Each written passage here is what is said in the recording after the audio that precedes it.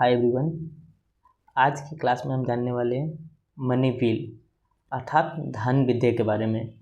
इस क्लास में हम जानेंगे कि धन विद्या को लोकसभा या राज्यसभा में पेश किया जाता है। कौन सा बिल धन विधेयक होता है ये भी पढ़ेंगे। क्या धन विधेयक को में संशोधन करने का अधिकार राज्यसभा को प्राप्त है या नहीं है। धन विधेयक को राज्यसभा कितने दिन तक रोक के रख सकता है, ये आज की क्लास में हम जानने वाले हैं। तो इसी के थ्रू अपना क्लास को स्टार्ट करते हैं। तो भारत के संविधान के आर्टिकल 110 क्लॉज 1 में धन विधेयक को परिभाषित किया गया है। कौन सा आर्टिकल में परिभाषित किया गया है? आर्टिकल 110 क्लॉज 1 में परिभाषित किया गया है। तो नेक्स्ट, धन विधेयक को राष्ट्रपति की सहमति से ही लोकसभा में पेश किया जाता है। किसके सहमति से? राष्ट्रपति की सहमति से।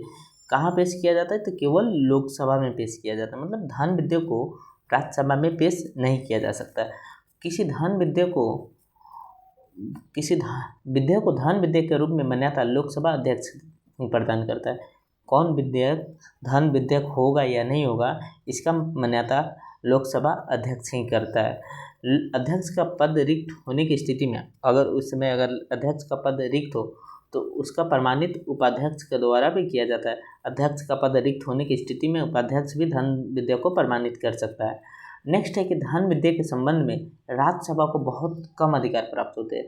धन विधेयक के संबंध में राज्यसभा को क्या अल्प मात्रा मतलब बहुत कम अधिकार प्राप्त होता है। राज्यसभा किसी धन विधेयक को अधिकतम 14 दिन तक ही अपने पास रोक के रख सकता है। कितने दिन तक रोक के रख सकता है? 14 दिन तक ही रोक सकता है।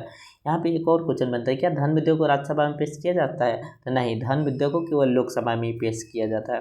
देखिए, बट वो राज्यसभा में जाता है तो कितने दिन तक रोक के रख सकता है? तो 14 दिन तक ही अधिकतम रोक के रख सकता है। यदि वह 14 दिन से अधिक रुकता है तो क्या होगा? यदि वह 14 दिन से अधिक रुकता है तो वह स्वतः राज्यसभा द्वारा पारित मान लिया जाएगा। अगर वह 14 दिन से अधिक के लिए रुकता है तो वह स्वतः पारित मान लिया जाएगा। नेक्स्ट, राष्ट्रपति धन विधेयक को पुनर्विचार के लिए वापस नहीं लौटा सकता है। राष्ट्रपति धन विधेयक को पुनर्विचार के लिए वापस नहीं लौटा सकता है, क्योंकि धन विधेयक राष्ट्रपति की सहमति से ही सर्वप्रथम लोकसभा में पेश किया जाता है। धन विधेयक को पेश करने के लिए सर्वप्रथम राष्ट्रपति की सहमति अनिवार्य होता है, तो उनके थ्रू ही पेश किया जाता है। तो धन विधेयक को उनको पुनर्विचार के लिए वापस नहीं लौटाया जा सकता है। धन विधेयक पर संसद का संयुक्त अधिवेशन नहीं बुलाया जा सकता है, क्योंकि धन विधेयक तो केवल लोकसभा में ही पेश किया जाता है।